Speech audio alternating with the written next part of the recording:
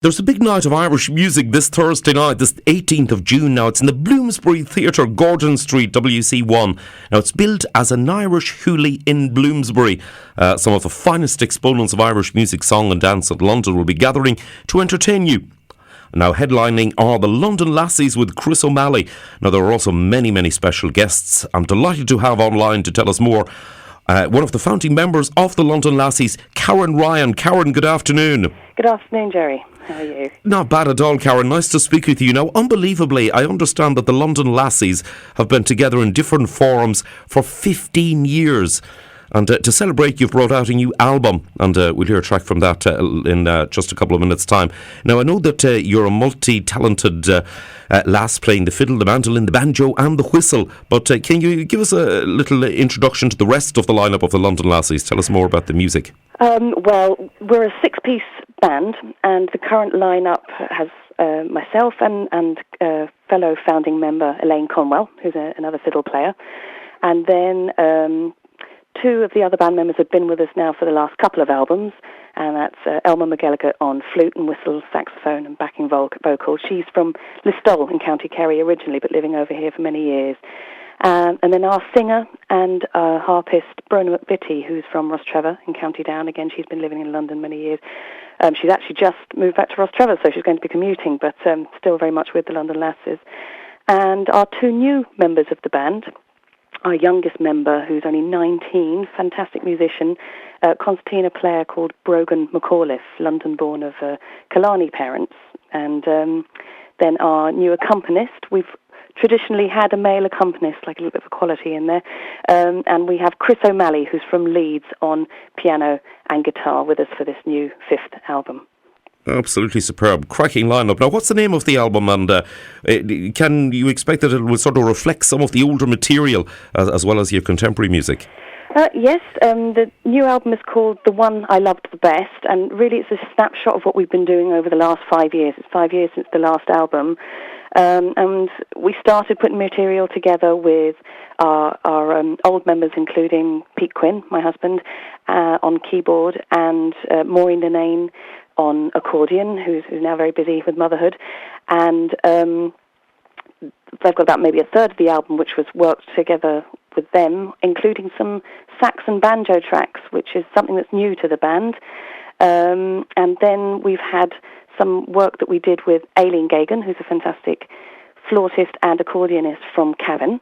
She worked with us for a while, and some new tracks came, including some tunes that used to play in New York when she was playing out there with people. And then we've had guest harpist from Belfast, a fantastic musician called Colin McGonigal, who's done a few gigs. He's guested on a few gigs with us before. And so there's a real mix of instruments in there, possibly more so than albums gone by. So we've got 9 people recorded on this new album, 15 tracks, and a real variety of types of tunes and sources. A lot of new composers, but within the traditional genre. So still that sense of hardcore traditional tunes with our own take on the arrangements, but quite a lot of different sources in there. So hopefully it's interesting. Sounds good. Now, you're going to be very ably supported by a whole host of other artists at the concert on this Thursday evening in the beautiful surroundings of the Bloomsbury Theatre. You've got Cross Harbour, Lacayla, Artistic Row, Terence O'Flaherty, and also these range of breakthrough bands to those who've enjoyed success since the 60s and 70s. Yes, well, I mean, I'd like to think we're all sharing the bill, really, because we're all musical friends from the London Irish music scene, and I think it's a credit to this scene that really started back in the 50s and 60s, that there's such strength. Even just going to sessions and music classes, there's strength in the fantastic music that's available in this capital city. But also the fact that some people have gone on to form bands and to take the music to the wider audience around this country and to the States and to Ireland as well. And really, Lacayla, are the people who kind of set things going. They are that original generation of immigrants that came over kind of 50s and 60s. And they came together as a band, and they were extremely popular in the 1960s and 70s. And members of that band would have been hugely influential, get my teeth back in, hugely influential even, for the London Lasses and the bands who've come after them, and musicians who not necessarily involved in bands, but but playing the music and loving it in London. Now, Cross Harbour would be a newer band now who come together in the last 2 years or so, and their music is a little bit more contemporary with arrangements, still sourcing from traditional tunes, and have a lot of their own compositions as well. Very tight, fantastic presentation, and they're getting a lot of attention since their first album came out last year. And then there's an even newer band still that's only been around for a year, which actually myself and Elma, who's also in the Lasses, and my husband Pete and Conor Doherty are involved in. That's Artisan Row, and we'll be opening the night with some different stuff that involves banjo and sax, some songs, a little bit of a planksty feel with some stuff here and there, and again, mix of instruments, slightly different, more contemporary, wide-ranging take on the arrangements and the accompaniment there.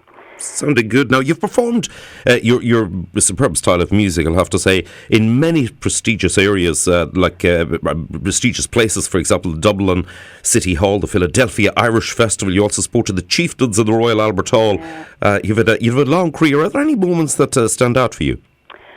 Well, I think the night that we played at the Royal Albert Hall, supporting the Chieftains, was very special. I mean, that was a full house. The Royal Albert Hall has got a capacity of 5,000. And the Chieftains are just such a massive draw, and hosting anything in the Royal Albert Hall with an Irish flavour brings everybody out of the woodwork, and it gives everyone who's in attendance a real proud sense of being Irish and making a mark in London.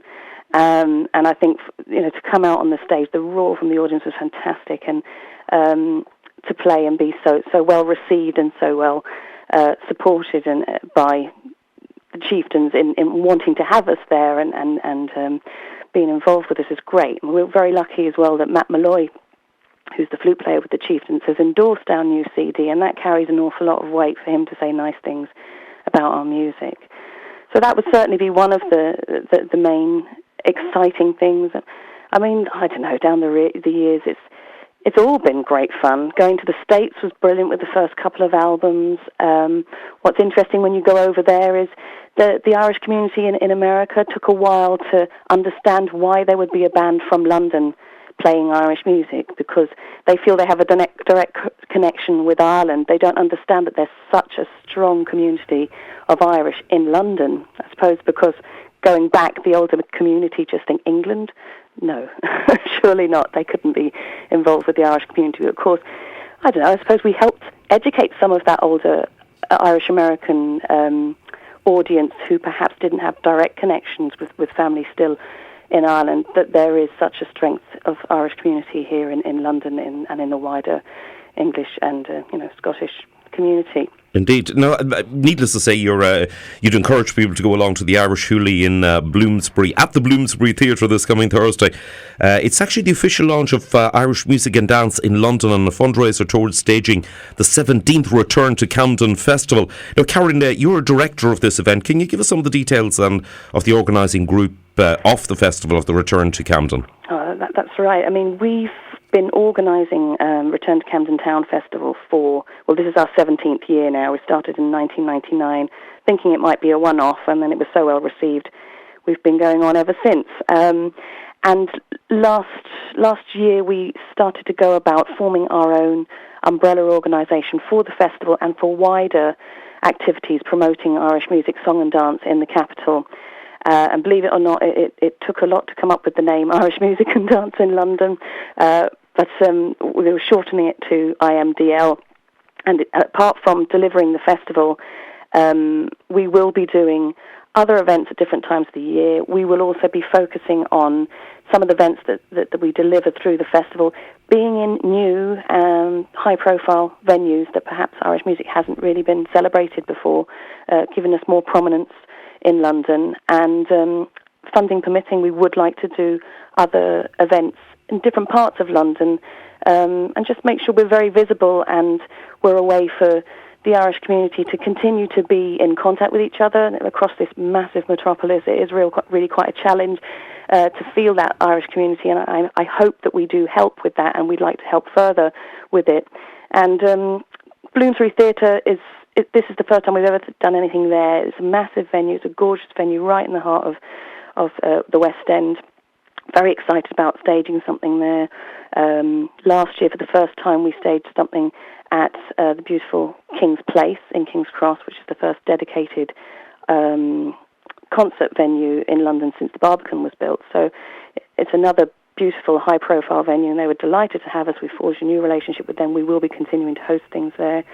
And we've just secured something for the festival at the end of October to be held in RADA, the Royal Academy of the Dramatic Arts, including the documentary screening of The Godfather, which is about our London Leitrim fiddling hero, Brian Rooney, and then there'll be a big concert after that, which is hosted by the Leitrim Equation musicians who are flying over for the event. So it's quite exciting.